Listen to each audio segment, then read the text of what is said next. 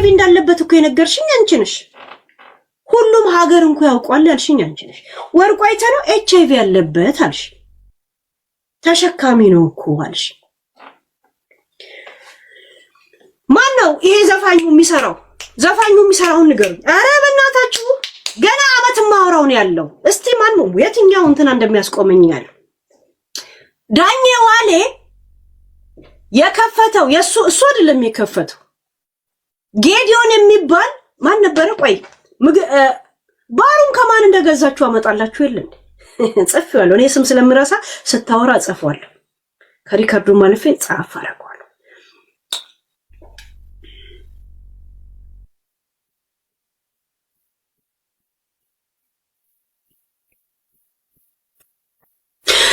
ከኪሩቤል አለ እንዴ? ፓንዱራ ነው ፓንዱራ የሚባለው ክለብ የተገዛው ኪሩቤል ከሚባለው። የኪሩቤል ዕዳ እንኳን አልከፈለም አልሽ። የኪሩቤል ዕዳ እንኳን ጠንቅቆ አልከፈለም። ዳኜ ዋሌ የሱ አይደለም፣ ከኪሩቤል የተገዛና በወርቁ አይተነው የተሰጠ ነው፣ ስጦታም አይደለም።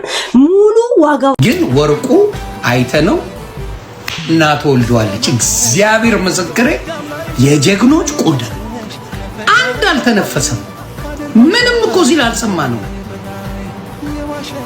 ምንም ነገር ሲል አልሰማ ነው። መልስ አልመለሰ፣ ምን አላለ ወስዶ አሳበዳት።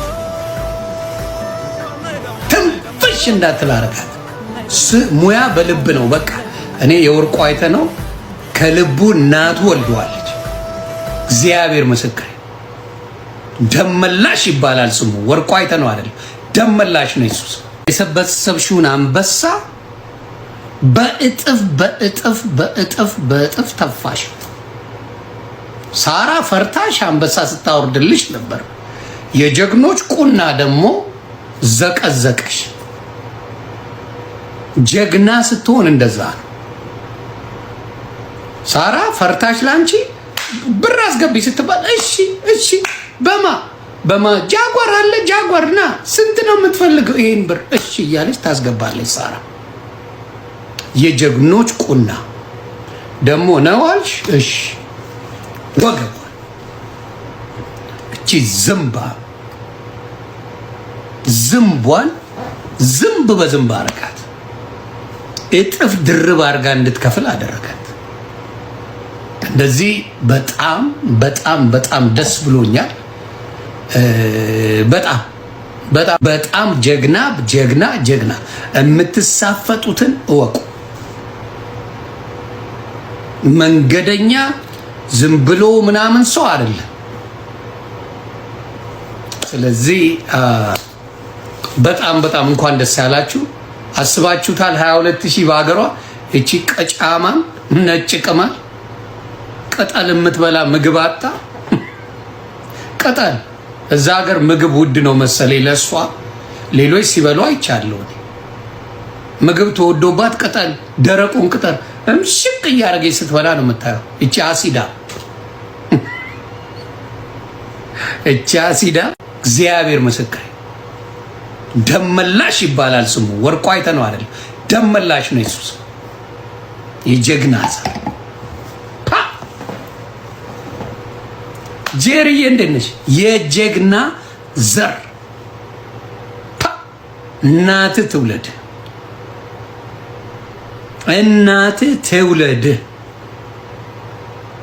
አንደኛው ምንድነው? ስሙን ለማጥፋት ነው። ተግባባን? ስሙን ሆን ተብሎ ታርጌት ተደርጎ ፖለቲካ ጭምር ነገር አለው ብዬ ነው የማስበው። የሱ ስም ለምን መጣ? የሱ ስም ቲክታክ ላይ ለምን መጣ? ረድቶ ሄደ፣ አለቀ። ይሄ ነው ታሪኩ። እሱንም በሶስተኛ ሰው ነው የተገናኘ። ከዛ ይቺ ልካክ ይኸው በምትሉት መልኩ የወርቁ አይተነውን ስም ስትገቡ ትቀጠቅጧታላችሁ። እስቲ ስሙን ጥሪ ነው የምትሏት። እንደገባችሁ ትገባለች አይደል? ነጭ ቅማል ወርቁ አይተነው ሰላም ብሎሻል ስትሉ ዝም ሄለን ወርቁ አይተነው የመሰለ ጀግና ተናግራ እንደ ቲክታከር እርምጥምጥ መስሏት ስሙን አጥፍታ መኖር ከቻለች ይመቻት። ድምጥማጥሽን ወርቁ አይተነው ያጠፋል። እውነቱን ልንገርሽ፣ እኔ ወርቁ አይተን በደንብ የሚያውቁት ሰዎች አውቃለሁ። የጀግና ዘር ስለ ብር ደንታ የሌለው እግዚአብሔር ምስክር፣ ስለ ብር ተጨንቆ የማያውቅ ሰው፣ በክብሩ ግን የማይጠፋ እቺን የጥፍሩ ቆሻሻ ያህል የማይቆጠር ሰው ግን ጀግና ሆኖ እንደ ስሙ የተወለደ ምርጥ ኢትዮጵያዊ ወርቁ አይተን ይባላል። አንቺን ለማየት ያብቃሽ። ድምጥ ማጥሽን ያጠፋዋል። ድምጥ ማጥሽን የተሳፈጥሽው ማንም ጋር ያልደረሰ ሰው ማንንም በክፉ ያላነሳ አማራ ስለሆነ ብቻ ስሙን ለማስጠፋት ጣራ ድረስ ሄደሻል። ጥጋብሽን ያሳይሻል። እንደሌላው ገንዘብ አምጡ እያልሽ በቪዲዮ እያሳየሽ ያደረግሽው ተተርጉሞ ቀርቦልሻል። ድምጥ ማጥሽ ይጠፋል። ምክንያቱም ወርቁ አይተነው ሰው ላይ አይደርስም። ስራውን ስንት ስቃዩን ይበላው አማራ ስለሆነ ስንት ኢትዮጵያ ላይ ማንም ቀዘና እንደፈለገ እየኖረባት በስንትና ስንት ቢሊዮን የገነባውን ነገር ጥሎ የወጣው ለዚህ ለመስኪኑ ህዝብ ሲል ነው። እኔ ፐርሰናሊ እድሜ ዘላለሜን ምክንያቱም ስድብ የሚያቆማት ሰው ስላልሆነች እድሜ ዘላለሜን ባንቺ አፍ ብቻ እንዳታሞግሽኝ እኮ ያልኩሽ ነው። ሙገሳ ብቻ አልፈልግም፣ ክብር ብቻ ካንቺ አፍ አልፈልግም። ከዛ ውጪ መሳደቡ መልሼልሽም አላውቅም። ከዚህ በኋላ አልመልስልሽም። ግን እያንዳንድሽ በዛ ቤት ክብርሽ የተነካ ልጆችሽ፣ ትዳርሽ፣ ወንድሞችሽ፣ እህቶችሽ፣ እናትሽ፣ አባትሽ፣ አመጣጥሽ፣ ማህበረሰብሽ፣ ህይወትሽ፣ ጓዳሽ፣ ጎርጓዳሽ የተነካብሽ ሁሉ ዛሬ ለሁላችን ደስታ ነው። ኢንሻአላህ ነገ ከነገ ወዲያ ደግሞ ሌላ ትልቅ ደስታ አለ። ህግ የሚባለው ነገር እንዳለ ሌላውን ተውት። ይሄ መታሰሩ፣ መቀጣቱ፣ መገረፉን፣ መሰቀሉን ወይ ደግሞ ገንዘብ መክፈሉን ምናምን አለ። ህግ የሚባል እንዳለ መስማታችን ራሱ ለኛ ለኔ ትልቅ ነገር ነው። እኔ ትታሰር አይደለም ህግ የሚባል ቦታ ላይ የሚያቆማት ወንድ እንዳለ እኔ ፐርሰናሊ ቁስሌ ሁላ ሄዳ ነው። እኔ ፐርሰናሊ ያስለቀስሽኝ ሁሉ ነው ዛሬ ሄዳ ነው። ይሄን ስሰማ እንዴት ደስ እንዳለ ጠዋት እኔ እንድጠነቀቀን ሰዎች እንደከሰሱኝና እንደምታሰር ምናምን ስታወሪ ሰምተው ልጆች ሲልኩልኝ ነበር። ጠዋት ለኔ ተመኝተሽው ስታወሪ ጠዋት ተሳስቻለሁ ጋይስ። ልጆች በውስጥ ሲጽፉልኝ ነበር፣ ሁለት ሰዎች ከሰውሻል ምናምን እያልሽ ስታወሪ ነበር። ለኔ ስለኔ ያወራሽ ነበር። እኔ አልሰማሁሽም፣ ግን ልጆች ሲጽፉልኝ ነበር እኔ መከሰሴንና እንደምታሰር። ከኔ ጋር ያለው ከሁሉም ይበልጣል። ከኔ ጋር ያለው ከሁሉም ይበልጣል። መድኃኒዓለም የት ሄዶ የኔ ቢያልቅበት የልጅ አምላክ የት ሄዶ? ጠዋት ስለኔ ስትናገሪ ነበር። ተከሰሻል፣ ተጠንቀቂ፣ ሁለት ሰዎች ከሰውሻል፣ ተጠንቀቂ። አንቺ እኔ እንድጠነቀቅ አንቺ እየነገርሽ ለኔ አንቺ አዝነሽልኝ እመኚኝ። ካንቺ የከሰሱኝ ሰዎች ያዝኑልኛል። ከሰው ይቆና እንግዲህ ካንቺ የዱባይ ፖሊስ፣ ካንቺ የዱባይ ህግ ያዝኑልኛል።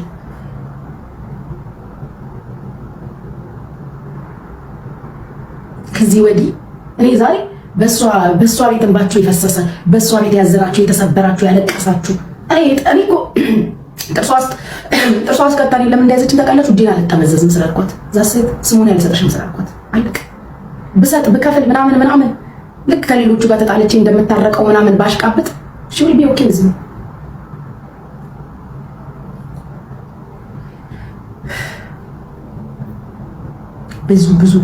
ብዙ ሰው አስለቅሰሻል። ብዙ ሰው አቆስሰሻል። የብዙ ሰው እንባ አለብሽ። የብዙ ሰው እኔ በጣም ጋይ ተመስገን የኔ ፍቅር እንኳን የሱ የኛንም ክብር አስጠበቅ። የኛም ጭምር የኛ ሁላ ክብር እያንዳንድሽ በዛ ቤት የተሰደብሽ የተዋረድሽ ክብርሽን ያጣሽ እያንዳንድሽ ክብርሽን ያጣሽ የተዋረድሽ የተንጓጠጥሽ የተተፋብሽ የተሰደብሽ የተገላመጥሽ ልጅሽ፣ ባልሽ፣ አባትሽ፣ እናትሽ ክብርሽ የተነካ ሴት ሁሉ ቴንኪው ልትሉት ይገባል። እያንዳንዳችሁ ማንነታችሁ የተነካ እያንዳንድሽ ከቲክቶክ እስከ ዩቲዩብ በሚዲያ ያላችሁ ሁሉ እያንዳንዳችሁ ቴንኪው ልትሉት ይገባል። ጀግና ማለት ሱሪ የታጠቀ ቀበቶ ያሰረ ማለት እንደዚህ ነው። እያንዳንዳችሁ ቴንኪው ልትሉት ይገባል። እኔ ፐርሰናሊ ህመሜም ቁስሌም እምባዬም ሁሉም ተመልሷል። ብትፈልግ ትግባ ብትፈልግ አትግባ እቺን ታክል መስማቴ እኔን እንደ አንድ ኢትዮጵያዊ ያስደስቶኛል። እያንዳንዳችሁ በራችሁ የተንኳኳ ወይም ወደፊት በፕላን በራችሁ ሊንኳኳ የተቀመጣችሁ በስም ዝርዝር ዛሬ ቴንኪ ትሉት ይገባል። እንደ ሀገር ነው ልናመሰግነው የሚገባው። እንደ ሀገር የስ እንደ ሀገር እዛ ቤት የተተፋባችሁ፣ የተገላመጣችሁ፣ የተሰደባችሁ፣ የተንቋሸሻችሁ ወኔ ማለት እንደዚህ ነው። ወንድ ማለት እንደዚህ ነው። ሱሪ መታጠቅ ማለት እንደዚህ ነው።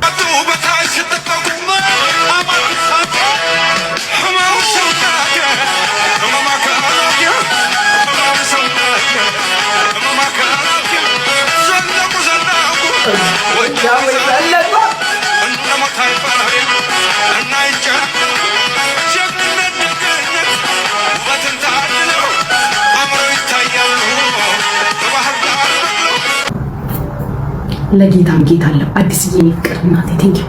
ለጌታም ጌታ አለው፣ ላለቃም ማለቅ አለው። እኔ ከዚህ በላይ ምንም ብትፈልጊ ታሰሪ፣ ብትፈልጊ የገንዘብ ቅጣትሽን ክፈይ፣ ብትፈልጊ ነገ መተሽ ተሳደቢ። የብዙ ሰዎች የብዙ ሌሊት ለቅሶ መልስ ነው። የብዙ ሴቶች አንገት መድፋት መልስ ነው። የብዙ ሪሌሽንሺፕ መበላሸት መልስ ነው። የብዙ ህፃናቶች መሰደብ መልስ ነው። የብዙ ሰው ቢዝነስ መበላሸት መልስ ነው።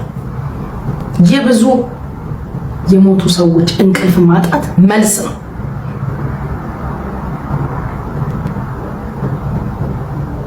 ያ ሰበር አሁን የገባም ታዋቂው ባለሀብት ወርቁ አይተነው በኖርዌይ በቲክቶከሯ ሄለን ደሳለኝ ላይ ክስ መሰረቱን ፍርድ ቤት በቲክቶከሯ እገዳና የገንዘብ ቅጣት ጥሏል። መረጃውን በአጭሩ ላቅርብላችሁ። በኖርዌይ ትሬንዳላግ የወረዳ ፍርድ ቤት በታዋቂው ባለሀብት አቶ ወርቁ አይተነው ላይ የሐሰት ስም ማጥፋት ዘመቻ አካሂዳለች በተባለችው ቲክቶከሯ ሄለን ደሳለኝ አዶ ላይ አስቸኳይ ጊዜያዊ እገዳ አስተላለፈ። እጃችን የሚገኘው የፍርድ ቤቱ ውሳኔ እንደሚያሳየው ተከሳሿም በቲክቶክ ላይ አቶ ወርቁ አይተነውን በክሱ ላይ በስም የጠቀሰ ቫይረስ አለበት በማለት በሐሰት መወንጀሏ ተገልጿል። በተጨማሪም በሴቶች ላይ የወሲብ ጥቃትና ከባድ አካላዊ በደሎችን ፈጽሟል የሚሉ ቪዲዮዎችን አሰራጭታለች። ከዚህም ሌላ ለምን 25 የቲክቶክ አንበሶችን አትገዛልኝም በማለት የገንዘብና የስጦታ ማስገደድ ሙከራ አድርጋለች ተብሏል።